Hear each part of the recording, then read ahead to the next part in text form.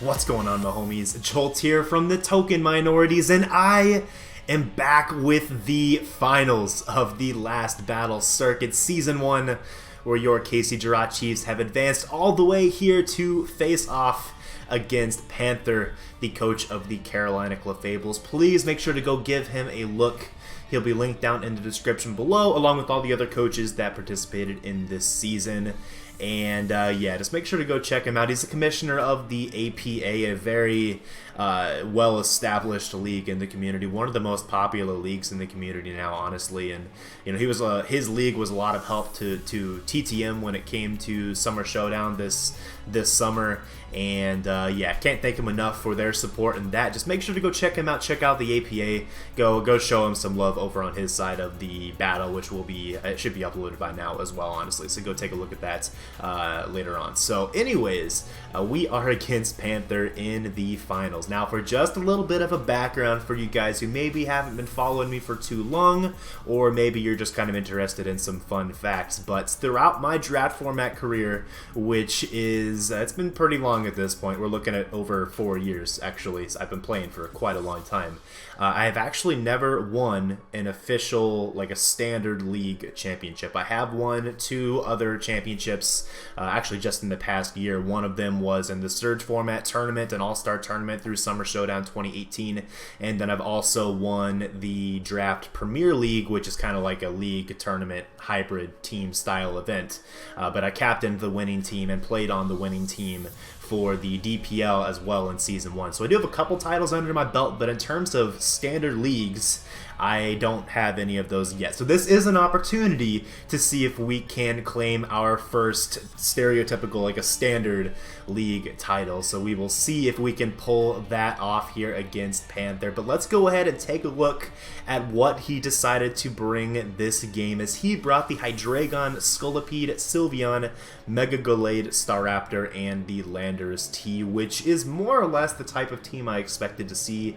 I didn't really expect to see the Staraptor. I thought that was probably going to be something like an Empoleon to give him an actual resistance to normal and flying coverage, which stuff like my Porygon Z and Togekiss could have definitely brought and just kind of spammed against this team. And because he didn't bring any flying resistances, that definitely helps out my Togekiss here in this matchup. But if you haven't already seen the team builder for this game, make sure to go check that out. It'll be linked down on one of the first couple lines of the description below, where you can see all of the details on this team.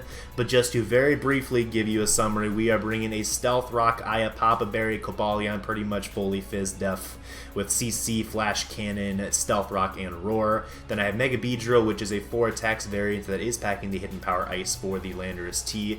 Then the Rotom Wash, very standard set Fizz Def, Hydro Pump, Volt Switch, Will-O-Wisp, and Pain Split. And then the Togekiss is a Choice Scarf, Modest variant, Air Slash, Dazzling Gleam, Aura Sphere, and Defog.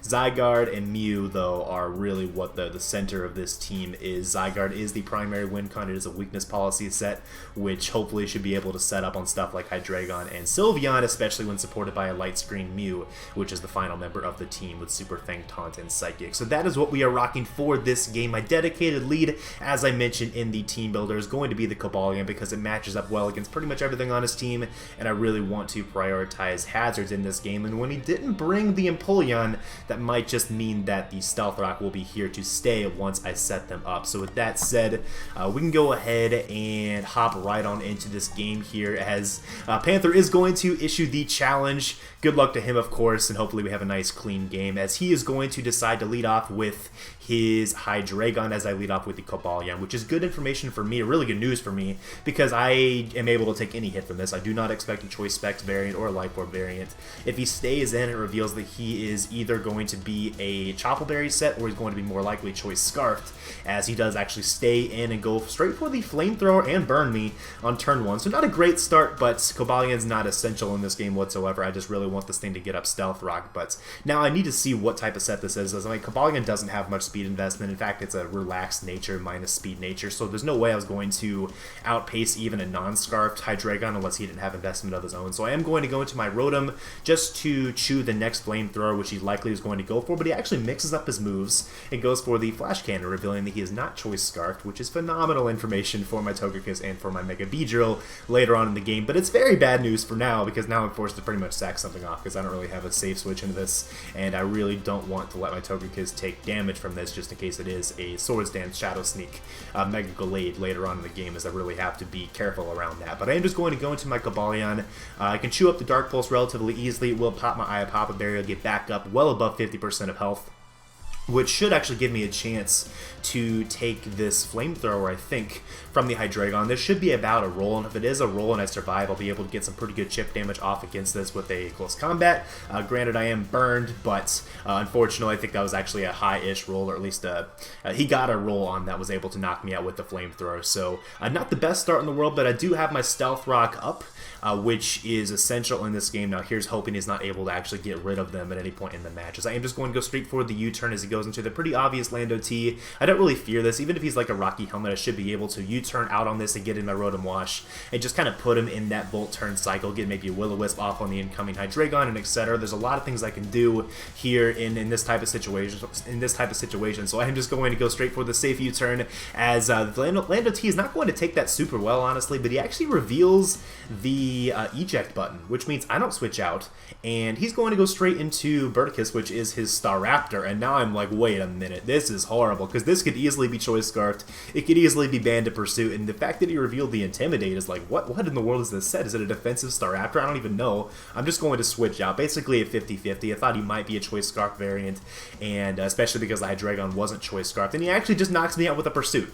So, yeah, this is a rough start, guys. We're down 2 Mons here pretty much right away in this game, and I don't feel like I've done a whole lot of damage to his team outside of getting Stealth Rock on the field and just a little bit of chip damage off on the Staraptor and now on the Hydreigon as well. So, not the best start, but my win cons are still intact, including my backup win con in the Togekiss, so I have some ways that I can still win this game, but really every single turn just becomes that much more important now, as I just lost 2 Mons here in the first 5 turns of the game. So, we gotta play this really well. So I am just going to go into my Togekiss now off the Rotom Volt switch, which is nice because he doesn't have any flying resist on his team. I should be able to get off a good chunk of damage against whatever decides to come in here, and he does just decide to go into his Landorus T, probably trying to get up his Stealth Rock, maybe expecting me to go for a Thunder Wave here on this turn.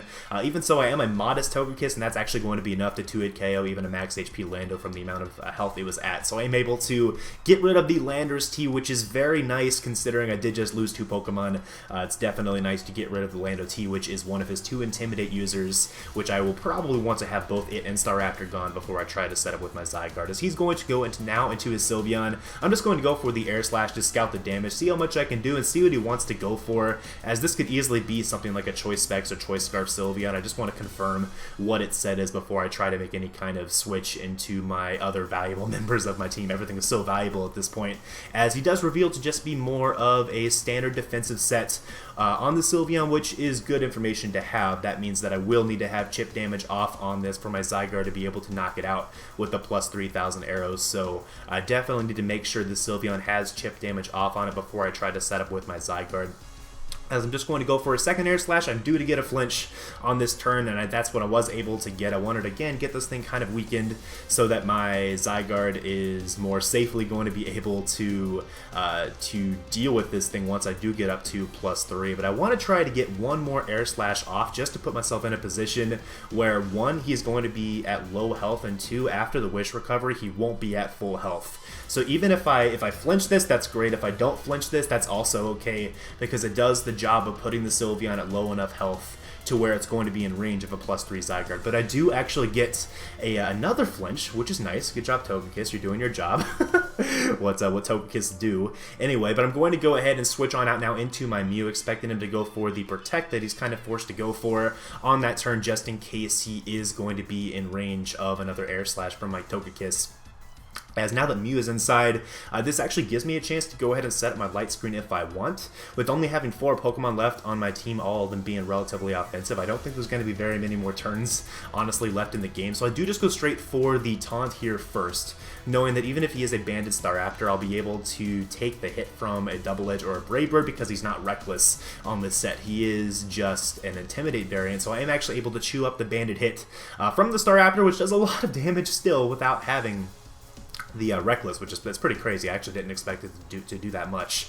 That might have been a high roll too, I'm not sure. But even so, I am able to get the light screen up, and the Mew will go down to the Staraptor. So I'm down 5-3 right now, but my win cons are all intact, and light screen is on the field. Definitely am still in this game with the combination Zygarde and Togekiss, especially because it's looking like he might not have anything that actually can outspeed the Togekiss. I'm just going to go into that now and pretty much claim my kill with the Air Slash. Nothing's able to switch in. Sylveon's too low. After a round of Stealth Rock, Sylveon should be in range of the Air Slash still, and that's why he's actually not going to go into Sylveon. He's going to go into his Mega Gallade, and if this does have any HP investment, it actually has a decent chance of surviving this Air Slash, and due to Inner Focus, it won't be able to flinch either. So there's no real reason for me to stay in with my Togekiss here. I want to force it out one more time, so it takes another round of Stealth Rock before I go for the knockout with the Air Slash with Togekiss. So I'm just going to go into a Rotom Wash expecting the Ice Punch, as I expected to see Fighting plus Ice plus either Bug or Dark Coverage plus SD on this Mega Gallade. He actually goes for the Zen Headbutt, so he has a little bit of a different moveset than I expected. That tells me he might actually be a 4 attacks Mega Gallade, and I'll have to kind of keep that in mind as well moving forward here. But I think he's most likely still going to be an SD or sub variant. But I'm just going to go straight for the Volt Switch and knock out the Sylveon, which I was actually kind of hoping I wouldn't knock that out because I really wanted to set up on that with Zygarde. I really did. And the fact that he sacked that off there means that my win con has kind of transitioned now into Togekiss as probably the primary win con and Zygarde as a good secondary, as Zygarde can still set up on Hydreigon because the light screen is up, but this Togekiss, like, it's just doing work. It's doing work, man. I don't think that Scolipede has Protect. He's going to go into his Mega Gallade. It's just going to drop to the Air Slash, revealing that he did not have HP investment on the Gallade, or at least had minimal. And yeah, Togekiss is able to knock that out. This Hydreigon should actually be in range of 2 Air Slashes from this Togekiss as well, if I'm able to get this flinch here too, as yeah, that's definitely in range, but I don't get the flinch there, which is fair enough. It's about 50% chance, and I think I've had 2 out of 3 at this point, so now I think it's 2 out of 4, so no, not a big deal whatsoever, as yeah, he's able to get off a nice roost against my Togekiss. I can just go in for another Air Slash here because I really have no reason to do anything else, as I get the flinch here and the light screen's still up. It's not like Flash Cannon's going to be able to knock me out, so I can just go for another Air Slash here, and the Hydreigon is going to drop. And now there's only one Mon left. It's that Scolipede. If he has Protect, and if he has SD as well, and just has like a dual stab coverage, then he still has a chance of winning this game.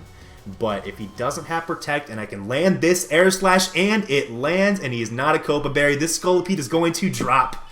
And your KC Jirachiefs are going to win the LBC and pick up a 3-0 victory over Panther and the Carolina Clefables. So wow, Togekiss did way more than I ever expected it to do in this game.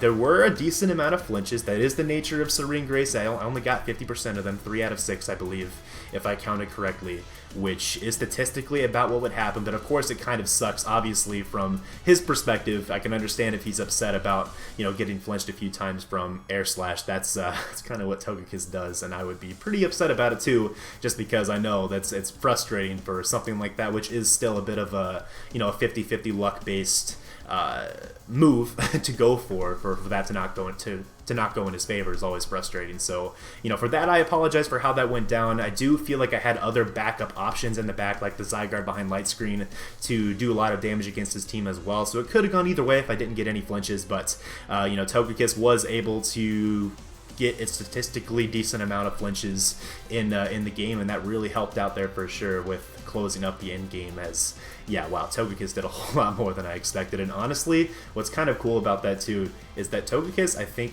in the last 2 games that I brought it, I can't remember exactly how many kills it got against Dai, but it was a lot.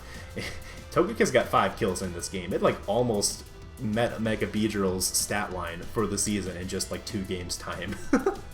just from Scarfed Air Slash. So that's how busted Serene Grace is, guys. It really is a busted ability, especially with something like Air Slash and something that's as honestly strong as Togekiss is. So yeah, Togekiss really putting the team on its back. Sadly, Zygarde didn't get to do what it was designed to do, but you know, Togekiss just stole the show.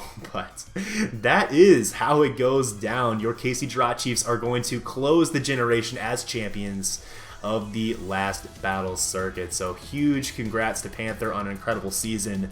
Like I said in the team builder, he had a super good season. He had 1 loss all season, the highest differential in the league by far. And you can see why. His draft is so good. He played really well. He prepped really well all season. And yeah, we were just really fortunate to be able to pull off the win here for sure. So make sure to go check him out. Like I said before, make sure to check out his side of the match.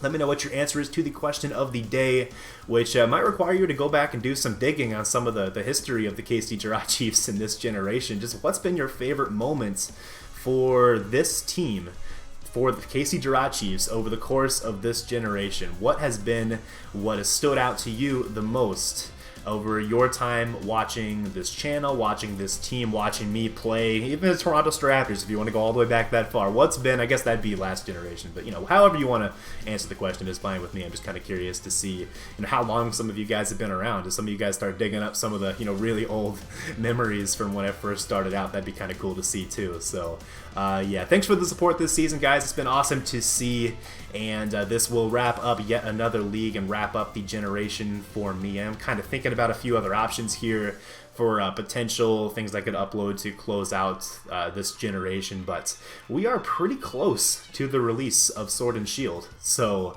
a lot of opportunities there for sure. Still kind of weighing out what I want to do for Sword and Shield, but anyways, yeah, that about wraps this up. I guess be on the lookout for a bit of an update video related to the future of the KC Jirachiefs and like future plans and stuff like that for a draft format. And I'm also kind of looking at the idea of working on that team building series that we did like one video of and then never picked it up again.